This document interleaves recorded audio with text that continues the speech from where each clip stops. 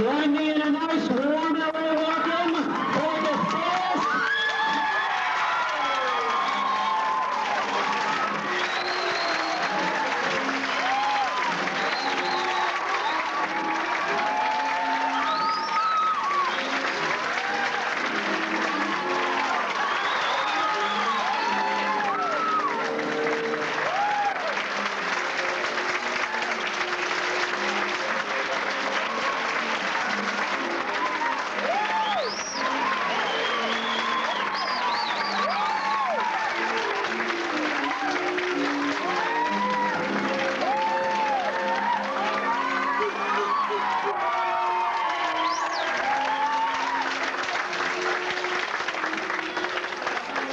I tell you, the Pope didn't get a welcome.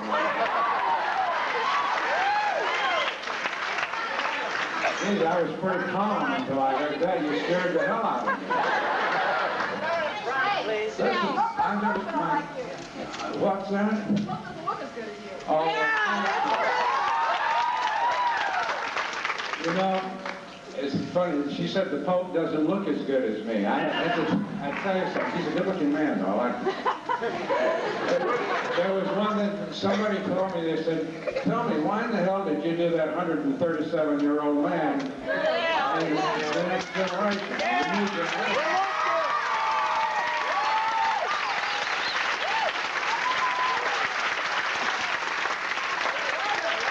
I did it for one reason.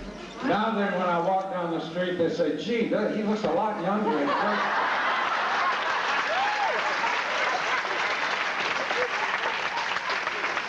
You know, about 3 weeks ago, 4 weeks ago, I was in New York for Adam. Oh, were you there too? A bunch of New York?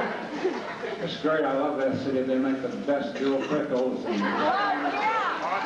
of any city in the world. I was walking down the street, and this is a true story. My wife Carol and I were walking down the street at night, and a young, good-looking couple came up. The guy grabbed me by the arm, and he said, "Hey," he said, "aren't you the old man on Star Trek?"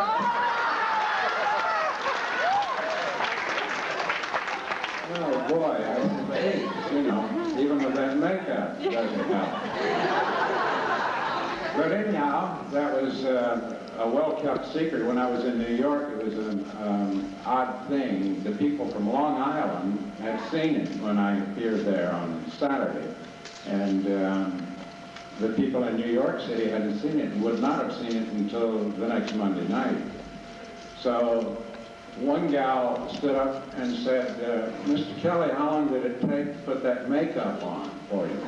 I said, "That was supposed to be a secret until you opened your big mouth."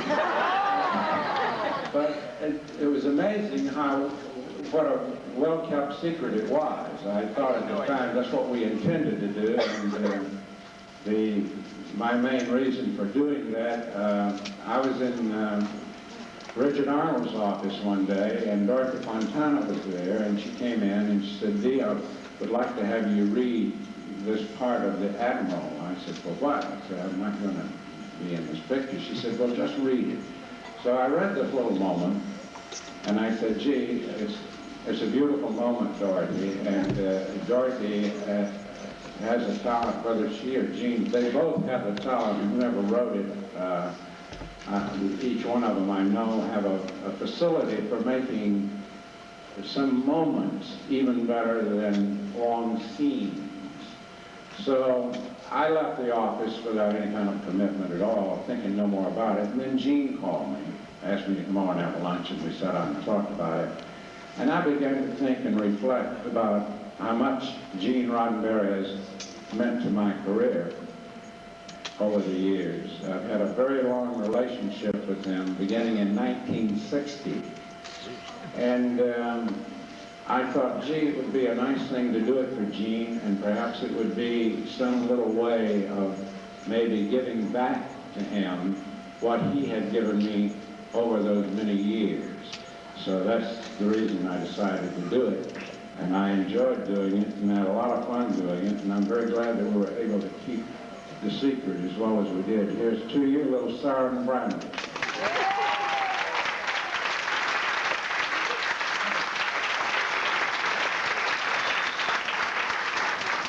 So I wanted to ask, Adam, you don't have a rostrum or anything that I can read my poem for them, can you? Think you can dig one up? I bet they say, you going to read that damn poem again? How many of you have heard this poem? Well, in that case, I will read it. I wrote this poem. The reason I laugh about it, this was done in 1977. I wrote it as a joke, more or less. It started out as kind of a fun thing. And I read a couple of verses to Carolyn one day, and she said, "That's very funny. Why don't you write some more of it?" So I kept writing the thing, and like little Topsy, it grew and grew. And I first read the poem at a convention here in Los Angeles, at the convention center, and everybody got such a kick out of it that then I began to read it around the country. But it was very shortly, right after I had written this poem, we found out that we were going to do Star Trek again for the first time. And as a lot of you know, we thought, like the next generation, that we were going to go back on television.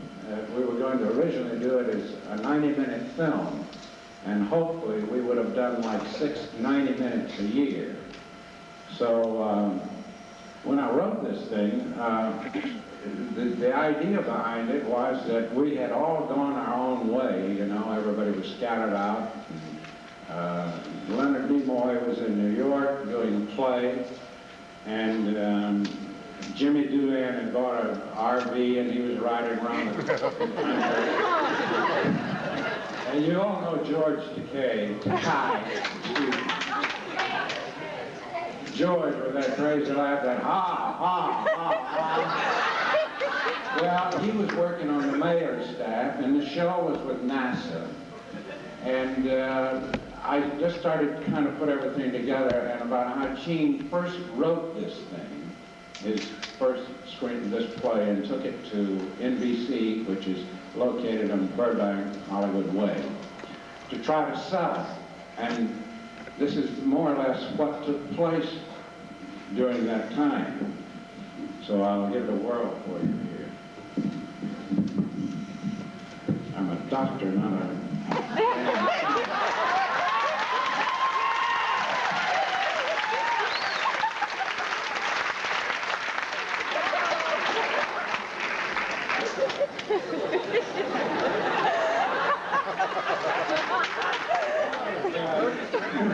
This was also, I might tell you that Star Wars had just come out. You're welcome. We're nice to have you here. Can you all hear me all right? Good. A long time ago in a galaxy far, far away, there lived a big bird nesting on a plate. You all know we called Gene Roddenberry the Big Bird. When anything went wrong on the set, we'd say, "Go get the Big Bird, bring him down here." We never called him the Great Bird. It was always the Big Bird. I won't explain anymore. He thought if he could hatch it and get it on the air, he'd make himself a fortune and build himself a lair. And the day finally came and his story was born. He let out a cackle, "No more corn." He flew from his nest with the play in the claw and certain to sell it, for it had no flaw. The story he hatched within this yarn took place on a ship as big as a barn. Not only that, it was in outer space, far removed from the human race. Its crew searched the universe for worlds unknown to teach and learn and not try to own. And not only that, they built a new nation, this time known as the Federation. All of this taking place in the skies on a starship known as the Enterprise. Now, wouldn't you think with a plot like this, the Big Bird had what couldn't miss? Well, he landed in Burbank on Hollywood Way and headed east to sell his play. But things weren't as easy as he thought they'd be, particularly when dealing with NBC.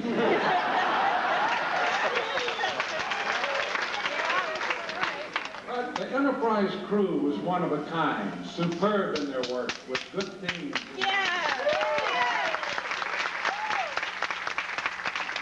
different in color and different in race, green, white, yellow, and one blackface.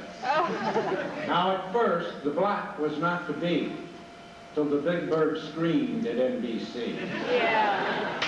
It's either she or I, he began to yell. Who knows who's gonna ring whose bell? With great reluctance, they agreed to say, okay, fellows, we'll do it his way. Now, at a later time, on another day, they'd be the first to boast that they went that way. Most who read it said, this bird is nuts. But there was one among them possessed with guts. Let's go with this bird, loud and clear. He's saying things people should hear. Let's give it a try and hope it will work. So spoke the head of the big network. So the pilot was made and they all took a look. My God, one shouted, he's filmed a book. Another one yelled, it's too far out. I don't understand what it's all about. But the one with guts had a grin on his face. Now he was ready to state his case. Far out, he said, I liked what I heard, and I'm still gonna go with this crazy bird. So they made another pilot with a change here and there. And finally, they got it on the air. The big bird felt a sense of elation after so many days of complete frustration. But now he knew that the job was done, and he was proud of his fine new son. But one thing was left for the big bird to do, find a name for his dream come true. He gave a big party so the brass would appear to name this dream that he held so dear. And when the party calmed down and the feeling was mellow, the bird stepped forward to christen this fellow. Lift your glasses, he said out loud. I've got a new baby for which I'm proud. And he took an edict from his hand, the symbol he'd created for the change in man. He placed it tenderly around the small neck, and in a mellifluous voice said, Star Trek. The brass with guts jumped up and down. My God, he said, what a sound. How did he think of such a name? This commercial is hell. Name of the game. Well, the public loved it, but the Nielsen was low. And they tell the networks what to show. The word was out for all to hear, Star Trek dead after second year. The rest is history, as you surely know. For you, the fans, saved the show.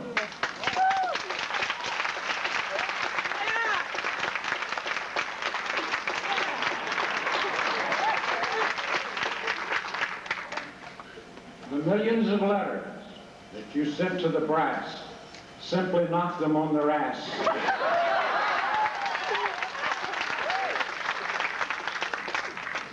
But after one more year, they put it away, not knowing it would rise in syndicated play.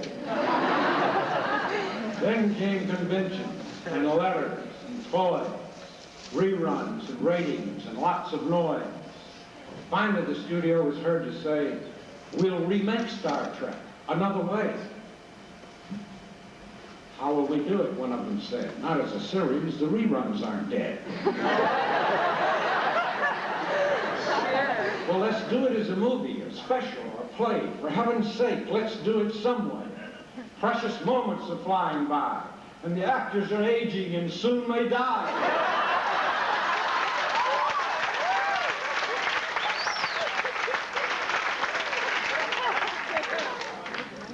Are they still available? Or should we recast? Without the originals, how long would it last? Go get the big bird, he knows where they are, and have him remind Spock he's still not a star. Yeah!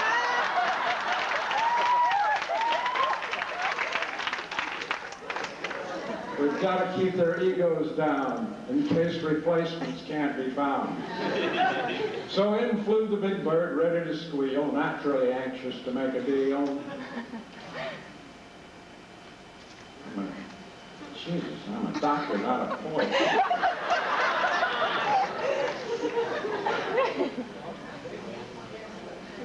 I have a bad book. Isn't that ridiculous? Well, I get home and tell Carolyn about that. Sabotage. Just as I went outside, she said, well, here's the book. Quiet. But I got a story for her. Don't get nervous, I'm gonna find it. Ah, got it. Thank you.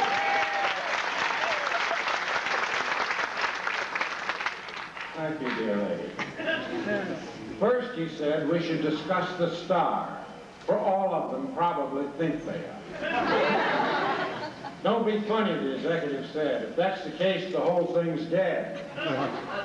Well, what's with Shatner? How does he look? I don't know, but he's written a book. Seems he wanted the world to know how he suffered making that show. Well, what's with Kelly? Now, what's with his life?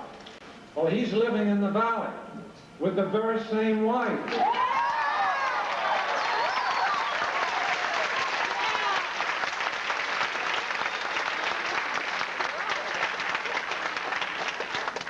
I know one thing that's bugging him. He's sick of that line. He's dead, Jim!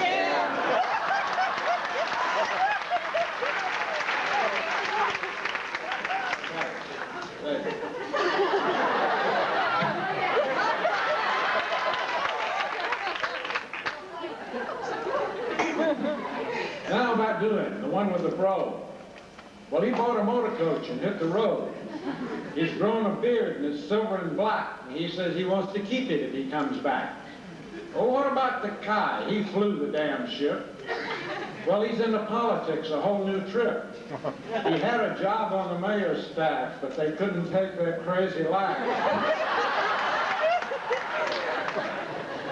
Okay, what about Michelle? You know the one you said would ring our bell? Well, she's working for NASA, goes all over the nation, trying to interest women in the space administration. They're using the Enterprise to colonize space and can't seem to do it without the female race. She says she's had it in communications and wants to come back in public relations. Well, where in the hell's Koenig, our young Russian lad? Oh, he's writing for films, and he's really not bad. As a matter of fact, if he could be found, he could be the one to get it off the ground. Well, now that just about covers the entire crew. Majel's no problem. She's married to you. Don't you believe it? Not on your life. I don't make deals with my very own wife. And even though she's married to me, she still commands the same high fee. And if this show goes, she'll be back, you can bet. I've never written a script without her yet.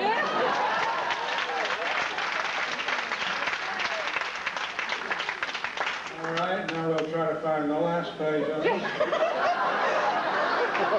Forgive me, Adam.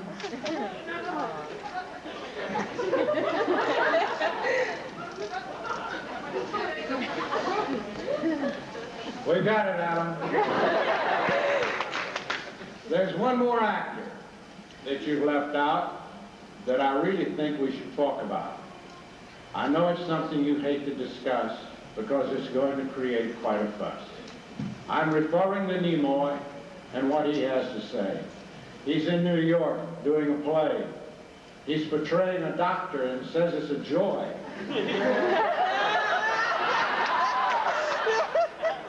And he might come back if he could play McCoy.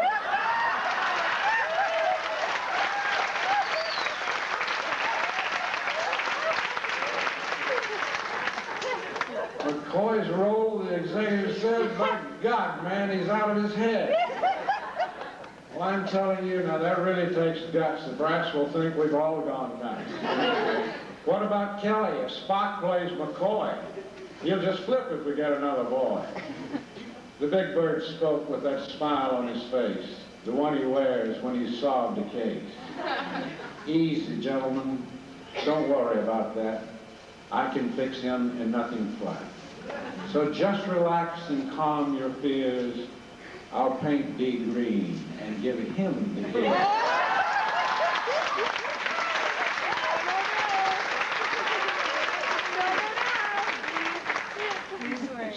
that brings us up to where we are today, with thousands of people gathered to say, Star Trek lives, it will not die. When will someone make it fly?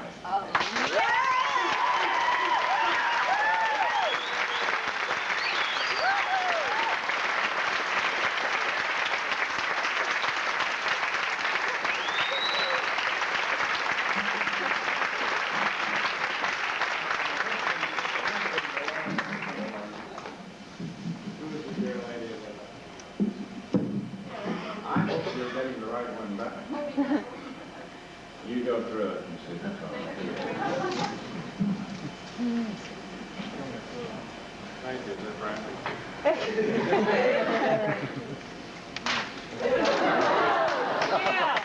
Hi, Pat. How are you? All the way from Florida here. Is that crazy, Chris? Doing in that city? Sure. See, I know all these people.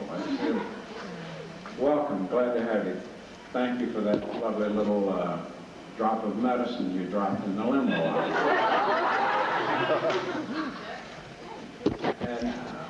And those fans from Texas said, where are the fans from Texas? Oh, there you are. How nice. Were you the one that laid that beautiful turtle? She gave me a T-shirt with a big turtle on it. My turtle is about to go into hibernation, and I think I'm going to join her after this. That was very nice of you. I appreciate it very much. You know, all of that hectic stuff with the books reminds me of some of the hectic things. I was telling somebody in New York, asked me, so I was doing a Western with Roy Calhoun a number of years ago, quite a number of years ago. Roy was he loved to play pranks on people, and it became a little bit aggravating after a while. He would walk up behind you, and he'd have a coffee cup in his hand. He'd be on location, outside on location somewhere, and he'd sneeze and then dip his fingers in the coffee and flip it on your neck. That kind of thing.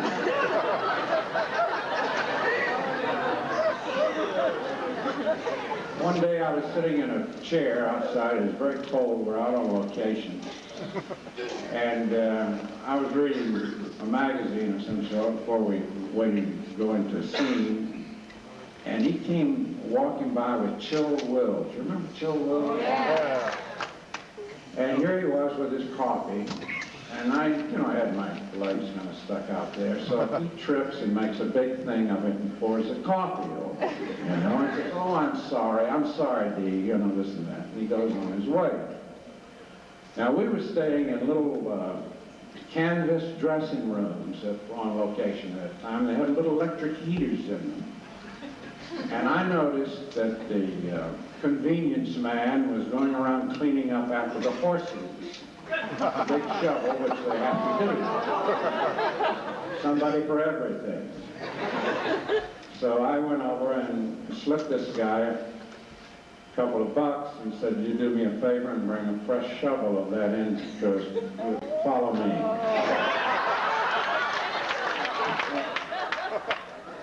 I went into Rory's canvas dressing room, and there was a little closet with a curtain, on it, kind of a makeshift thing. And those places get very hot with the heater room.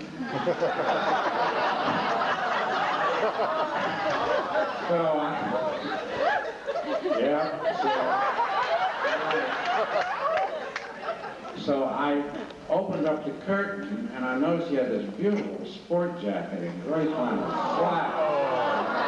The best thing to do is told the guy to put it down right there, and I turned the electric fan on. Fortunately, I got off early that day. At the time, Roy was a real rugged cat. And it turned out, the next morning, he was doing a fight scene with another actor in a corral, and I came on the set, and they were in the middle of the take, and Roy took this guy and threw him about 8 or 10 feet and took off after me. And he grabbed me, and he shook me,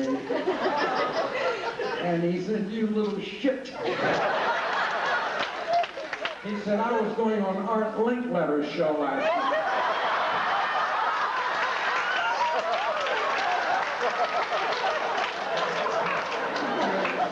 I had to go home and change clothes and come back. So, he never played another joke on me.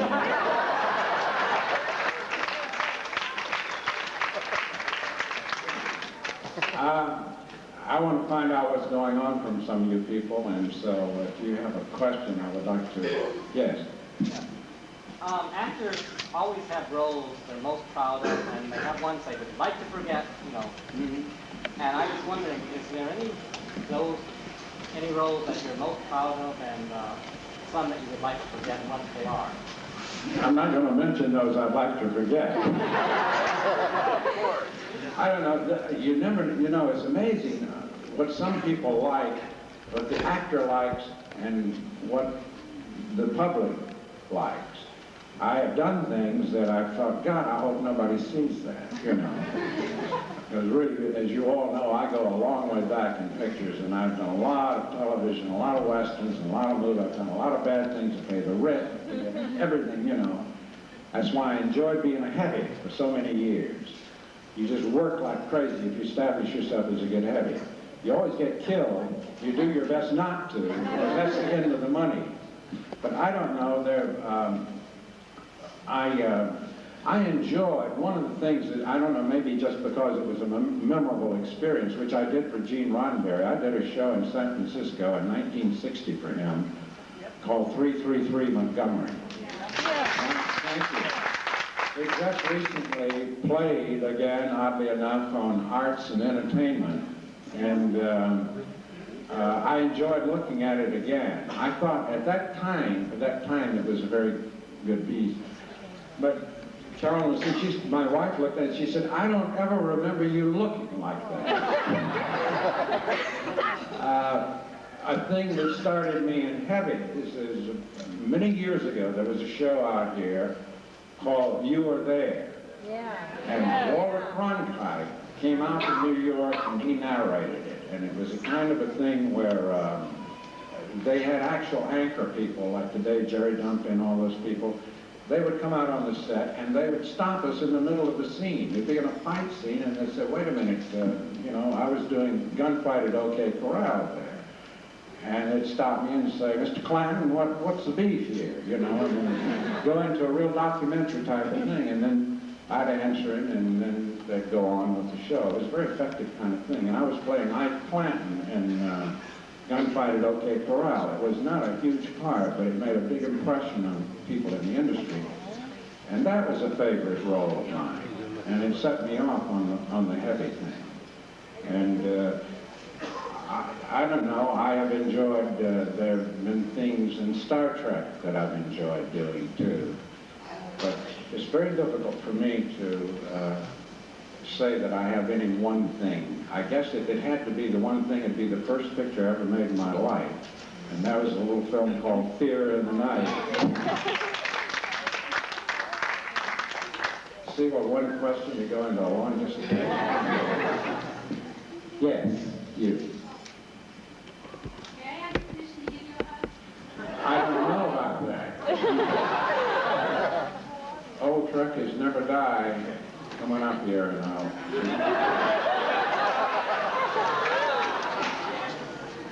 they just beam up.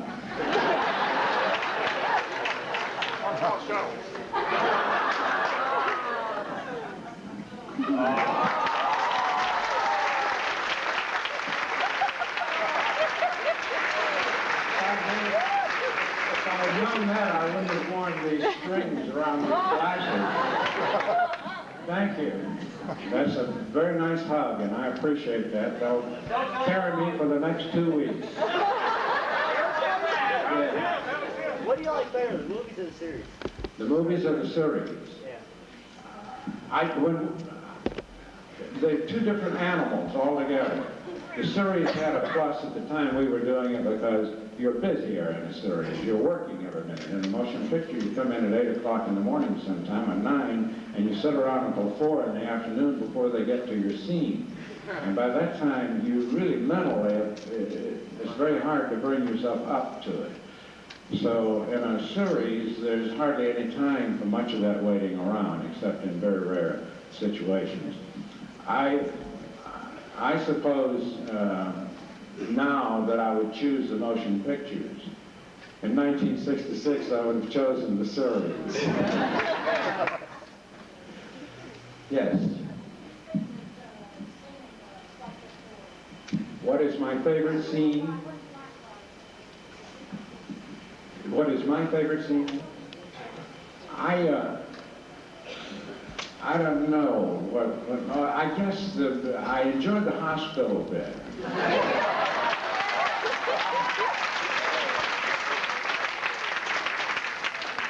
You know, we were shooting that at this hospital in, gosh, where is it? Around Englewood. Englewood. And I, of course, was in surgeon's gowns, you know, walking around.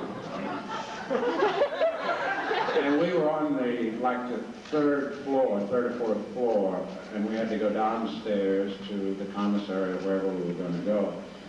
And I'd get on the elevator and go down, and these people would get on the elevator and look at me, and turn around with the surgical mask hanging down, you know, the gown and everything, like, God almighty, can it be? Or I never said a word, and they never said anything. I just walked on out like I was heading to surgery. Yes, you with all those balloons. Oh, for goodness sakes, isn't that nice? Look at there.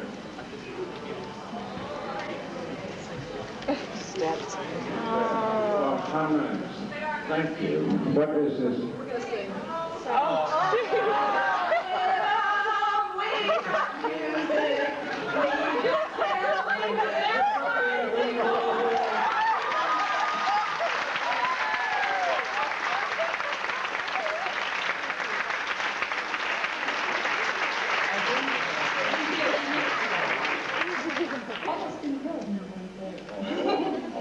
see. Thank you. How nice.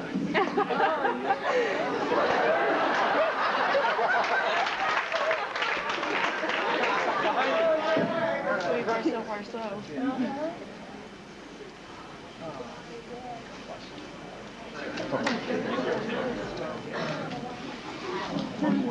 When I get a basket, I can float home in it.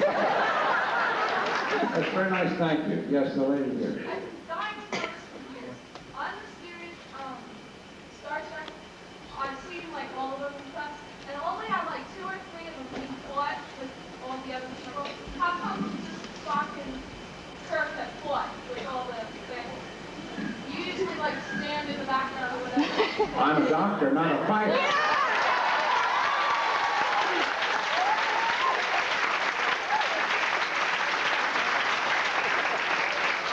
Can you imagine that? I'm supposed to know why Kirk and Spock are always doing the fighting and I'm staying in the background.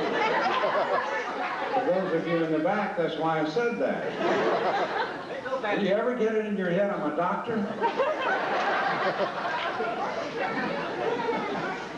Yes, the gentleman in the aisle. Did they consult you on the new series?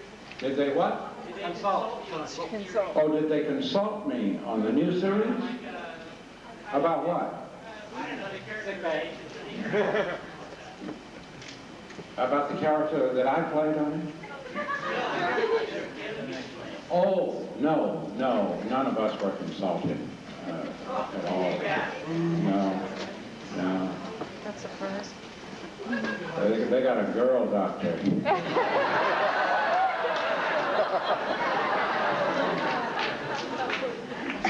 Yes, the gentleman with the black stars.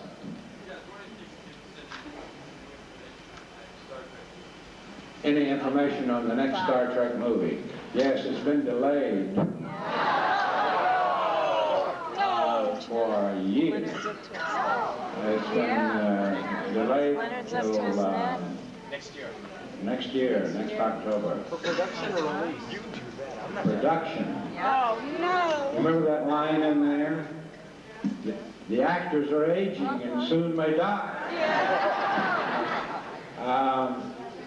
No, there's been a very difficult situation I know that popped up with Leonard. Leonard is, as you quite well know, has become very hot as a director in Hollywood, and which is wonderful.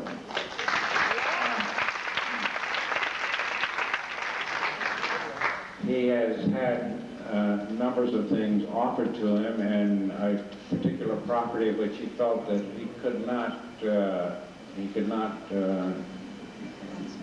delay any longer. He had to give them an answer, and it just didn't look like the time element was going to work out.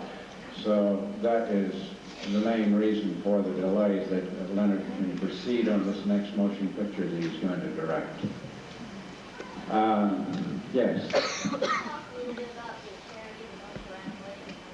Oh, the North Shore Animal League, yes, indeed. Yeah. That is a charity that I have become interested in, and so is a wonderful group of people that Sue Keenan leads and has raised. Are there any of those people here? Oh, for goodness sake. There they all are, right in front of me. Right down, yeah. So, anyhow, when we were in New York, we were invited to come out to the North Shore Animal League. This is a very remarkable organization.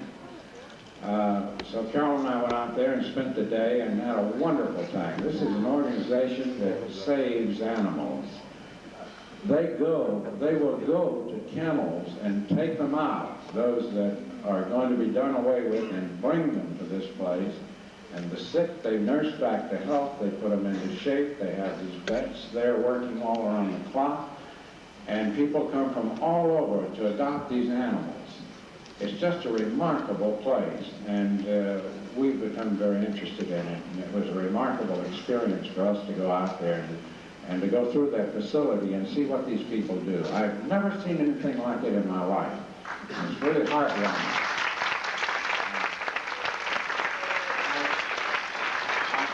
I know there are a lot of charities, human charities, that are very, very important, and that may sound trite to some people, but it does seem that these poor animals are being neglected and abused in so many ways that, boy, it really wrings your heart when you go out there and see somebody doing stuff like that. I love it. Yes. Speaking of charities, I just wanted to express thanks for the United Stroke Foundation for the public service announcement that you did the voice for. Oh, the public service announcement. Pardon? It'll be ready in Oh, it'll be ready in 3 months, yes. receive a copy. Well, thank you very much. I was pleased to do it, and I did one for the Heart Association once. Yeah. The gentleman way back there, yes, you, that looked around.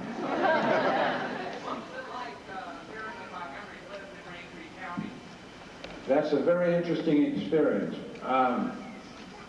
Montgomery Clift in Raintree County. Now, the way I happened to be in that film was the director saw Gunfight at OK Corral and You Were There. He saw that small piece of film and called me in for it. And he explained to me that it was not a big role, he said to Forrest, but he said it's an important role and an important picture. He's the only Southern officer this scene. So I was thrilled to know that I would be working with Cliff. But I learned that very sadly Cliff had a severe drinking problem that I was unaware of at the time. And he indulged to a certain extent so much that we would have to wrap at 2 o'clock in the afternoon many days. But here it was tragic, because this was one of the most talented actors I think that I have ever seen or been with, worked with, or I just admired him so much. But funny little thing happened. I went to the dailies, they'd show them at night at Metro Goldwyn Mayer. And I went in there one night, and I was sitting with Lee Marvin, and Marty Clift came in with his driver, and he was really kind of tanked. I'm not talking out of school because I wouldn't go around saying this, but everybody knows it about Clift. See? But he was really tanked, and he came in and he sat down and looked at the brushes, the dailies, and I was right behind him. And Marvin is sitting back there, too, looking at Clift like, my God, you know, I can't believe a man would do this kind of a thing, a professional man. Well, God bless Lee, he later was pouring them down, too.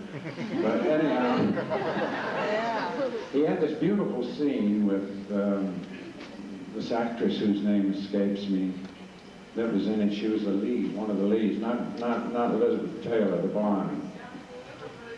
Eve Marie Saint. So, he was so stoned that he had to kind of stagger out, and as he was going out, he looked around at me, and I said to him, I said, Monty, I said, that was a beautiful scene. He said, thank you very much, very much. Now, the next day, we were working on the set, and we were inside the Southern Mansion, Lee and Cliff and myself, and Eddie Dimitrich, the director, said, I want to tell you, Monty, he said, what a nice scene that was with Eve Marie Saint that ran last night. Now, I thought this man was so out of it, and he was really that loaded that he didn't even know I was there. He said, yes. He said, DeForest told me last night, he said that he enjoyed that scene, too. Well, I almost dropped over. I thought, you know, I'd have been that loaded, man. I've been less than that loaded. And said, what happened last night?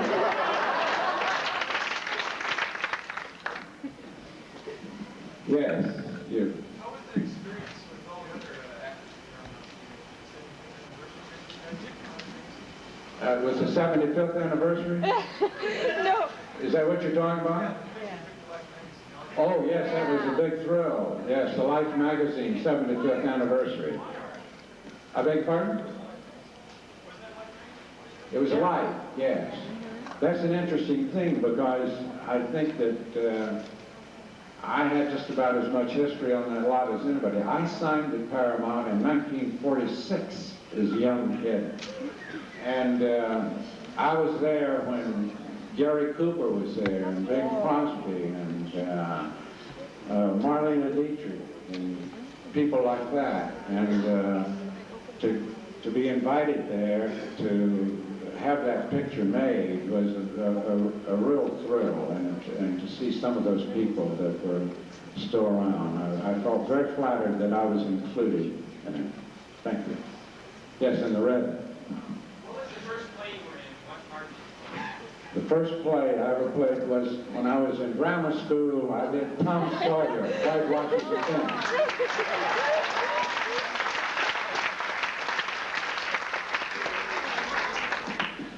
Yes. Since you've been associated playing up with someone here, when they did the movie, do you have any input into the line for Did I have any input into the character of Dr. McCoy?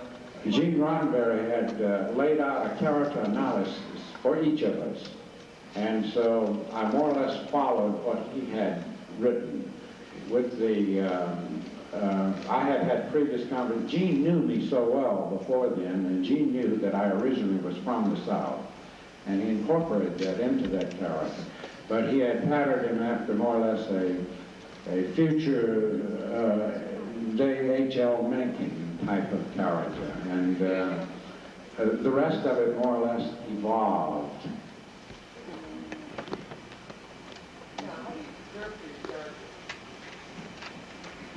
How do I prepare for a character? It depends upon what it is. But of course, we had a lot of time with Star Trek. They just things. You always have an idea when you go in what you're going to do, and it's very difficult to say how. It requires research, and then you have to go get to a library or someplace and find something that relates to what you're going to do.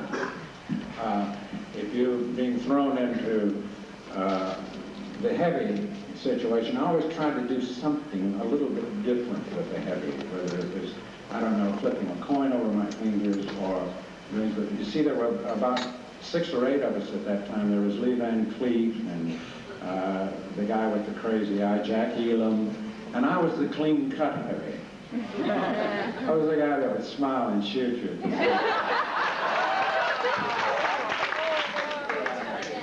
I don't know, you kind of have your own thing, and I think a lot of it is instinct, you know, with a lot of actors, that you kind of go, the mind starts to work and you start to build with it. Yes, in the blue shirt there, yes. Oh, do you have any plans to be in the new generation anymore, or is that No, I have no plans to be in the new generation at all, no. No, no, I don't. I did, as I said, I wanted to do that thing for Gene because I felt that it was a wonderful moment, and it was kind of like, thank you for a great relationship and what you've done for me. But there's been no discussion about us being worked into it at all. So it'll be refreshing. You'll have a whole new show there and all the young ones will be able to grow up with that too. Oh, by the way, Harry Mudd lives. Yes, you are, Harry Mudd. Well, I don't know. Go over and talk to Richard Arnold. Maybe they'll redo that and bring you back. There's a yellow shirt there. I beg your pardon? How did I get that role? Well, I had done 333 Montgomery for Gene, and then I did another pilot for him called Police Story that didn't sell, and he had wanted me originally for Star Trek, but the networks were backing off on me because I had established myself as such a heavy, and they couldn't see me as a doctor. They didn't know I was an actor, not a doctor. So when I did Police Story for him, they sent that thing out on what they call reactions, and people go in and they look at these films and they push little buttons if they like you and that sort of thing. And I called Gene to thank him for having put me in 2 pilots, and he said, don't hang up. He said, NBC saw that show, and he said they liked you in it, and he said they want you for the doctor now. So that's how I got it. Yes. Yeah, in some of the original Star Trek, I saw like you were wearing your ring in some of the first ones, but then later in the series, you say you weren't wearing it anymore. What made you want to take it off? You didn't see it. It must have fallen off under like that because I never took this ring off. Really? It seemed like you No. it seemed like in some of the later ones you weren't wearing it anymore. Oh yes, I've never taken it off. It was in every Star Trek. It was? Yes. I did notice it in some of the Yeah. but Yeah. it looked like You know, this ring was my mother's ring, and as a child, the prongs used to sit way up high with stone in it, you know, had a diamond in it. And we were living in the South, and we raised a lot of chickens. And she was feeding the chickens one day, and the stone came out of it, and it broke everybody's heart. But we ate a lot of chicken. We were very poor folks. It's true. She was cleaning the chicken, and she was cleaning the craw out one day, and there was her diamond. So when she passed away, they asked me what I wanted of her belongings, and I said I don't want anything except one thing, and that's that ring that she wore, which is now from washing and ironing and working, it's all smooth. It doesn't, you know, it's not standing up like that. But it's a very sentimental thing. And when I went into Star Trek, they said, you'll have to take that ring off. I said, you'll have to take me off with it. And so that's the reason I kept it.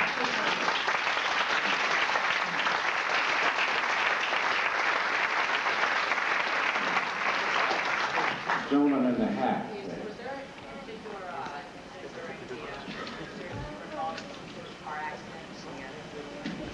Was I involved in a car accident during? Yes, I was. We had a very serious accident.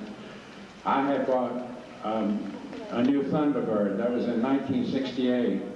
I still have that Thunderbird.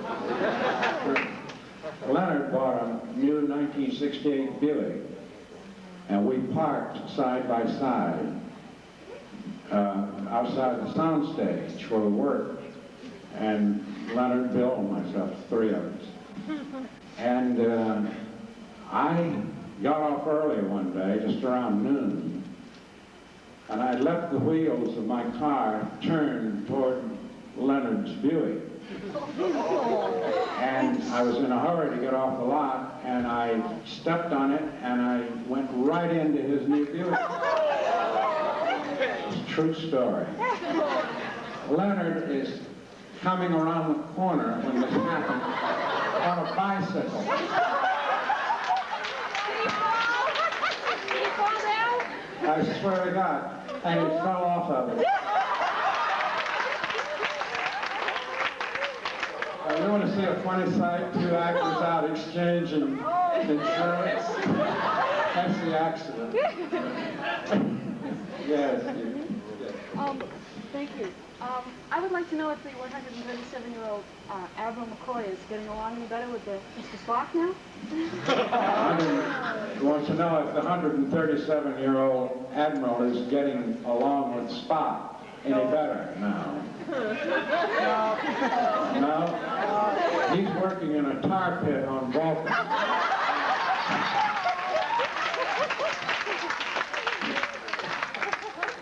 I don't see him too often.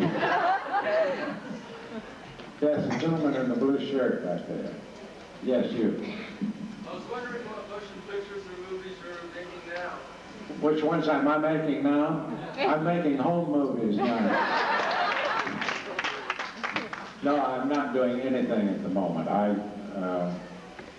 have unhappily turned 2 scripts down in the last 4 weeks, but they were not what I anticipated, and I'd rather sit out and rub my turtle's head than bother to do it.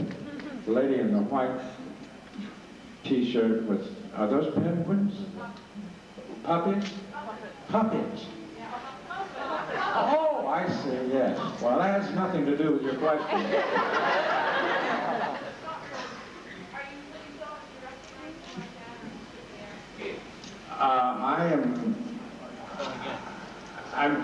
She asked me if I had ever thought of directing, and I had given serious consideration to it until I saw what was happening domestically to the other two, and I abandoned it.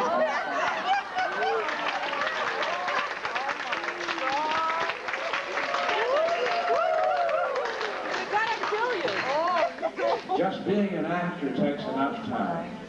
And if you start directing something like a Star Trek motion picture, you're there at 3:30 or 4 in the morning until 9:30 or 10 at night, day after day.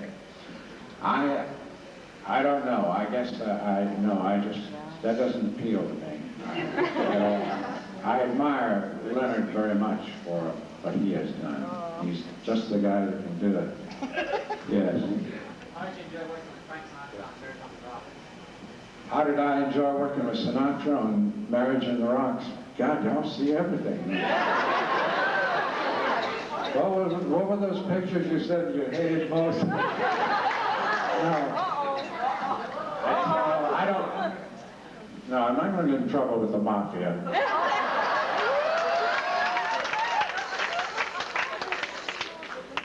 Here's to you, Frank. I tell you, that was some experience. A cameraman saw, I had done a motion picture with Susan Hayward and Betty Davis called Where Love Is Gone. And thank you, they saw this film, and that's what they called me. Joy Bishop was going to do that as a cameo. So they called me in for it and painted my hair solid white. And we started to do the scene, and Sinatra was at the piano there or something, and he flipped up a $50 and he says, 50 cents. He says that DeForest goes up. on the first take. And Dean Martin puts down 50 cents. I'm scared to death, you know. These guys have been working on the film for like 2 or 3 months, and I come in for this thing. So that went on for quite a while. But I kept saying to myself, I need this money, because I need a new roof on the house. If I blow this, I'm in deep trouble. So I just kept saying, just remember the lines, just say the lines. And all through that thing, every time, I bet they would drop a script. They would stop the tape somehow on purposely, so it started, and they kept betting on it. Finally, Sinatra said, okay, he said, that's enough. He said, let's give him a break. And in the meantime, Lucille Ball comes in and sits down on the camera operator's seat to watch this scene. There's Lucille Ball, Frank Sinatra, and Dean Martin, and DeForest Kelley. Scared to death. The biggest thing of my life, I got through it. I did it. And that was a very frightening experience. Way back there behind the, yes. Oh.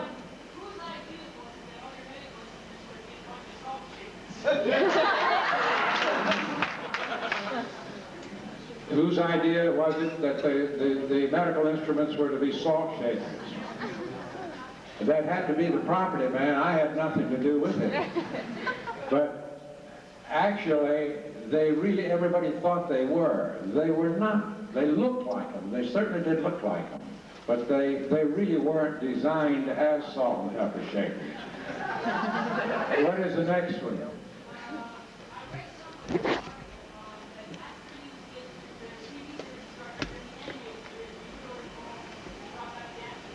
Yes. I went to Texas after the animated, during the animated show. I went to Texas and did a play down there for about 5 weeks.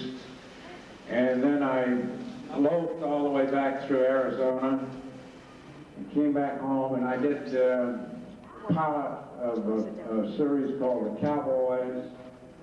And then I did a couple of things at Universal, and I thought, this stinks. I'll go home for the first time in my life. I don't have to take anything if I don't want it, and be a bum, and that's what I did.